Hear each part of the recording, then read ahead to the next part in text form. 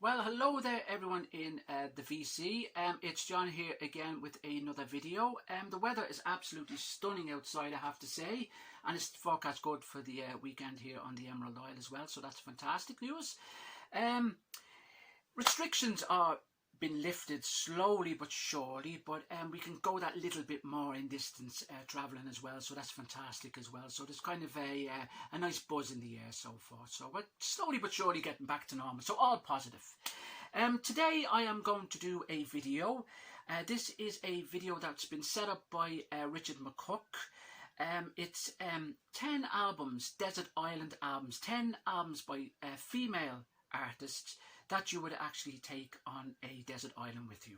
So sounds great. So lots of you posted up some, so I'll try to avoid I should say repeating other artists. So I'll kick off anyway with one of my favourite females, and these are not in no particular order, I have to say as well.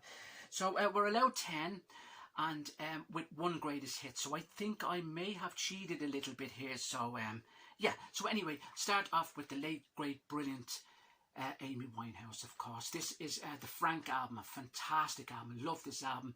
This is our debut album.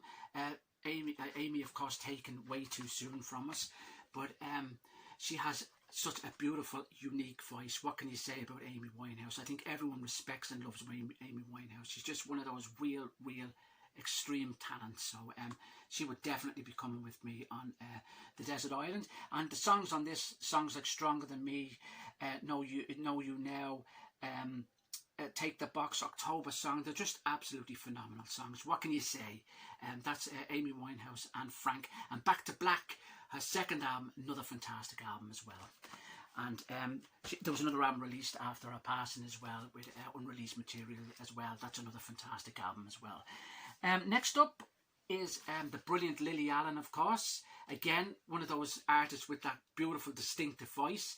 This is her second album. This is It's Not Me, It's You. Brilliant album. This is actually my favourite album by her. The other albums are just as good now. Her debut album is great as well, as is the album follow-up to this, Jesus, and a fourth album as well. And I believe she's working on new material at the moment as we speak as well.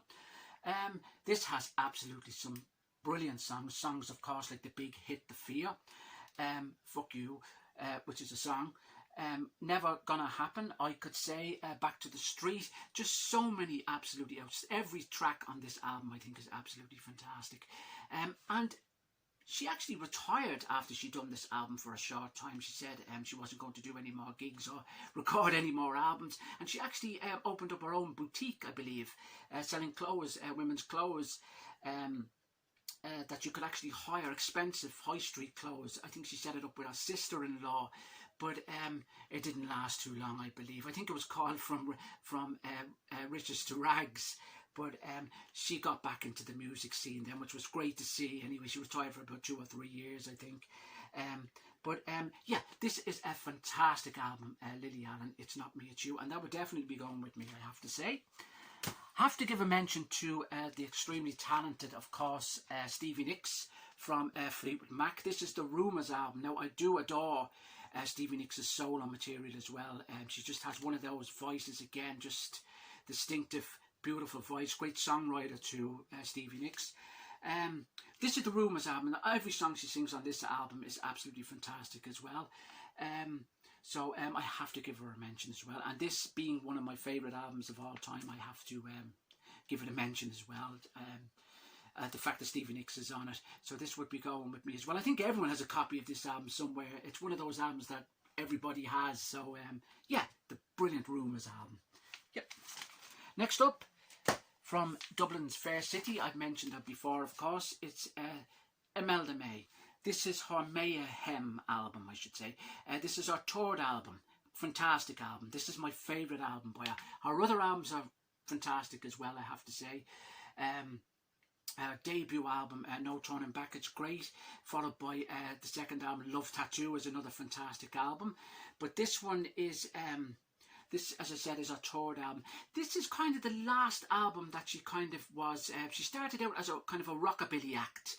it was kind of the last album that she had that kind of rockabilly feel. She got more kind of involved in rock. Now she's kind of moved away totally from that kind of rockabilly sound. And but this album kind of has kind of emphasis towards rock as well. But there's some absolutely brilliant songs on this album. Songs like Psycho, Mayhem, of course, Kentish Town Waltz, which is a beautiful ballad. She actually done a version of that song with Lou Reed, which is fantastic as well. All of You, Eternity, Inside Out, I'm Alive, which is a great song, Sneaky Freak, Proud and Humble. There's no bad tracks on this album, I have to say.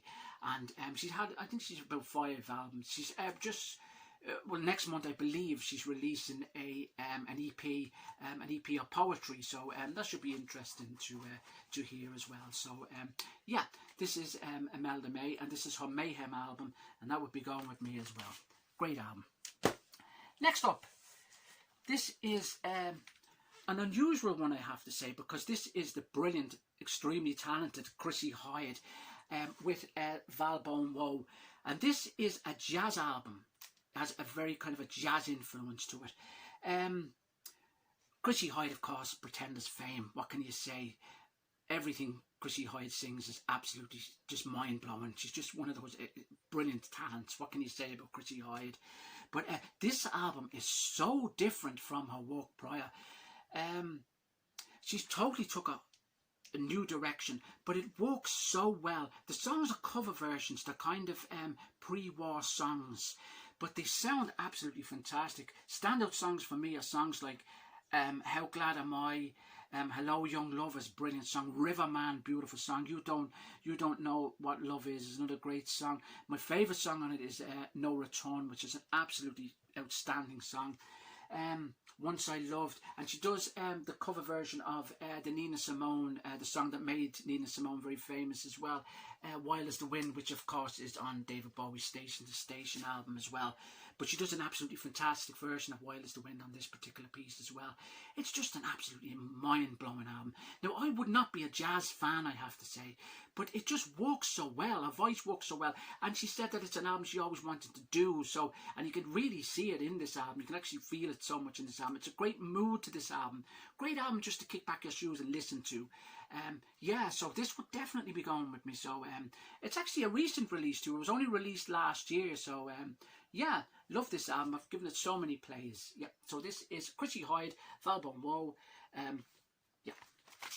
Next up, and I've mentioned her so many times. Well, not so many times, but I mentioned her on, I think, on Best Closing Tracks tag, which was the song, I think, was Shades of Michelangelo, and that is the brilliant lady of LA herself.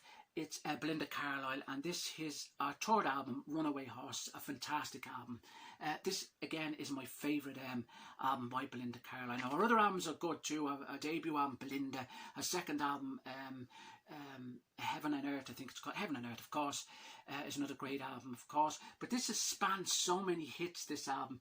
Songs like Leave a Light On, Vision of You, Summer Rain, La Luna, We Want the Same Thing. And she does a great version, or she does a great duet, I should say, with Bryan Adams of a song called Whatever It Takes. And it closes with the beautiful Shades of Michelangelo, which again I mentioned in the favourite closing tracks tag. Yeah, but sure, it's an absolutely brilliant album. The follow-up album is one of my most actually disappointing albums, because the follow-up album, which came 2 years later, this is 89, which was Live Your Life, Be Free, I feel wasn't as strong as this particular album. Now, our second album, which is Heaven and Earth, made her very kind of commercially, very, very famous. Now, she was famous, of course. She was a member, naturally, of the Go-Go's, the band the Go-Go's. But Heaven and Earth has songs like I Get Weak and Heaven Is a Place on Earth and World Without You, which are outstanding tracks as well. And yeah, and our first album, of course, Belinda has songs like Mad About You. And then prior to her solo work, of course, she was a member of the Go-Go's, which were a very talented and respected band, mainly very much so in the States as well. And they were very famous and very well known for writing their own material and playing their own instruments. So they were a very big band. And they reunited a few years ago and went out on tour with Belinda Carlisle. So, and the ironic thing about and this particular album is she was very much under the influence of heavy drugs and alcohol, because she was a very much an alcoholic and very, very involved with drugs. and she struggled all through her life with that, coming on and off drugs and so forth. But you would never think it to hear her singing, and she worked with some fantastic songwriters as well. But you would never think of her voice. She always maintained that unique voice, choky kind of croaky voice that she has.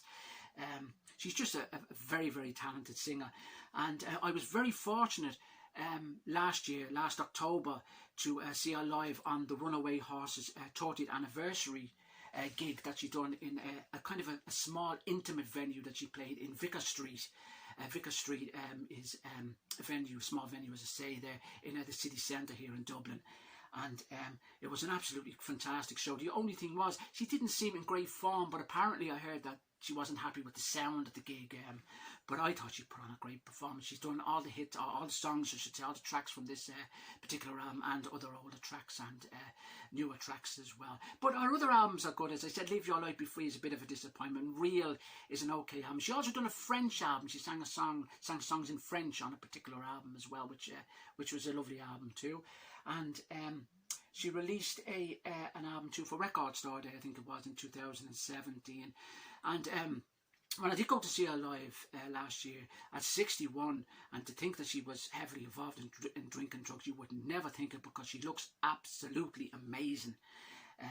Yeah, so that is the brilliant Belinda Carlisle, one of my all-time favourite female artists of all time. And she would definitely be going on to the island with me. Next up is the fantastic Paloma Faith. Again, what can I say? She's one of those artists with that unique voice, and she just seems to be one of those artists that no matter what she sings, no matter what kind of style she sings in, or no matter what kind of style, whether it's rock, whether it's jazz, whether it's folk, whether it's blues, anything, she just seems to work for her, because she just has one of those voices that is just absolutely, again, you can't really put into words. But this is her album, A Perfect Contradiction. This actually is our third album, our third piece, but this is a fantastic album, and this again is my favourite album by her. Now, our album prior to this, Fall from Grace, is another fantastic album, as is our first album. The album that came after this, which is The Architect, I wouldn't say I was disappointed with it, but I don't feel it's as strong as this album or the albums prior to this as well. But yeah, this is just a mind-blowing album. It opens up with the brilliant Can't Rely on You, Mouth to Mouth, Take Me, the beautiful ballad Only Love Can Hurt Like This, Other Woman, Taste Your Own Tears, Trouble With My Baby, fantastic song, Impossible Heart. And my favourite song on this album, probably one of my favourite songs by Paloma Faith, is a song called Love Only Leaves You Lonely, which actually reminds me of something you would hear on David Bowie's Young Americans album. It has kind of real strong soul feel to it, beautiful guitar playing as well.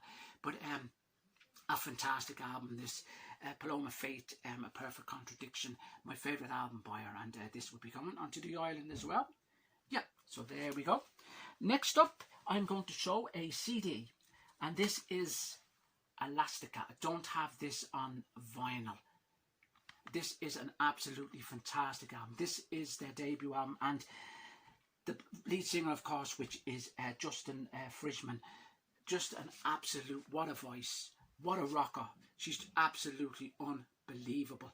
And this actually, this album was actually one of the biggest debut albums, I think, since one of the biggest anyway of the 90s. It was the biggest since Definitely Maybe, I know, which was Oasis, of course, and I think it held that place as the biggest debut album until the Arctic Monkeys released Whatever People Say I Am, That's What I'm Not.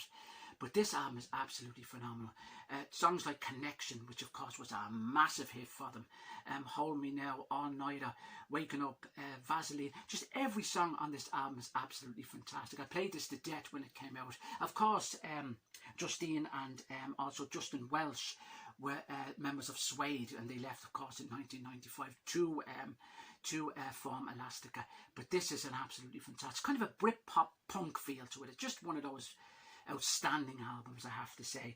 But Justine's voice is absolutely phenomenal. Fantastic singer.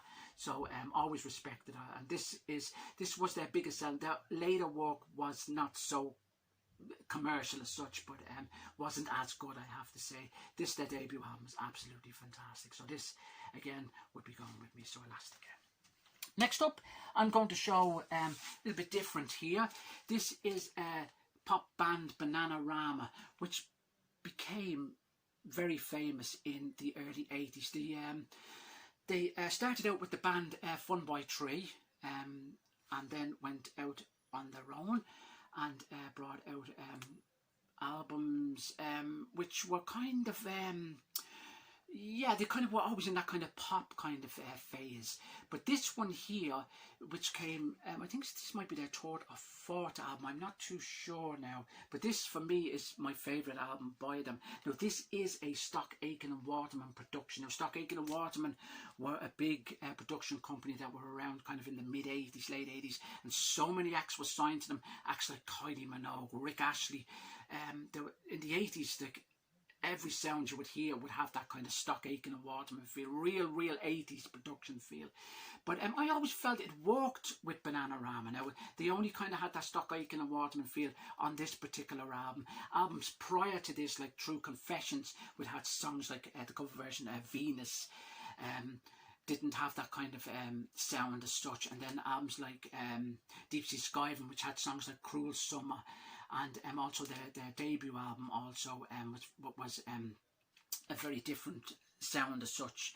But this is my favourite album by them. Wow. And this spanned again so many singles. Songs like I Can't Help It, I Heard a Rumour, Love in the First Degree, which is one of my favourite songs by them. Strike It Rich, Bad For Me, Come Back. Nathan Jones, another fantastic song. And closes with the brilliant I Want You Back, which was another big hit for them. Yeah, I just think they're a fantastic. I've always liked them. I've always followed them, even now that they're still going.